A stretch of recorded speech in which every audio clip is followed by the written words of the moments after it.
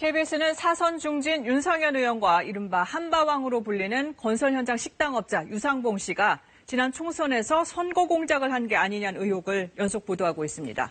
오늘도 관련 보도 이어갑니다.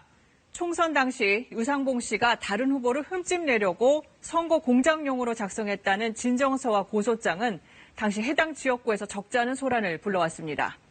KBS 취재 결과 그런 복마 전에는 지역 언론도 끼어 있었습니다. 송락규 기자가 취재했습니다. 한바왕 유상봉 씨가 윤상현 의원 측 부탁으로 지난해 8월 작성했다는 진정서입니다. 박우섭 민주당 지역위원장이 과거 유상봉 씨로부터 돈을 받았다는 내용이 담겨 있습니다.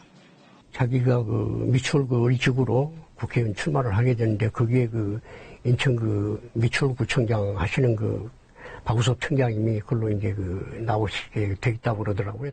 문제의 진정서는 올해 2월 민주당 내 경선을 앞두고 또 다른 경선 후보였던 남영희 후보에게 전달됐습니다. 당시 남 후보에게 진정서를 건넨 사람은 인천 지역 한 언론사의 대표였습니다. 그는 진정서를 당에 제출하면 공천을 받을 수 있을 거라는 등 부적절한 선거 개입 발언을 했다고 합니다. 이걸 당에다 갖다 내면 단독 공천을 받을 수 있을 거다.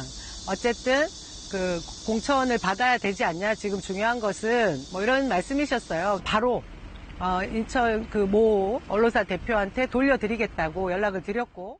문제의 언론사 대표는 진정서를 누구한테 받았는지는 밝힐 수 없다며 정치적 목적은 없었다고 해명했습니다.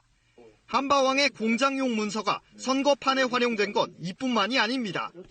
미래통합당 공천이 최종 확정된 지난 3월 말, 유상봉 씨 아들은 다른 사업가와의 통화에서 의미심장한 말을 남깁니다. 안상수 자료를 아버님이 다 보냈잖아. 그것으로 이제 윤상현 의원 쪽에서 딜을 하겠지. 여기서 어쨌든 어제도 밤새 있었어요. 자료 같은 걸 주고 기자들 만나고. 유 씨 아들이 기자들을 만났다는 바로 그 다음 날, 인천의 한 지역 매체에서 안상수 의원이 한바왕에게 고소당했다는 단독 기사가 나옵니다. 실제 고소장이 검찰에 제출된 건 6일 뒤인 4월 2일이었습니다.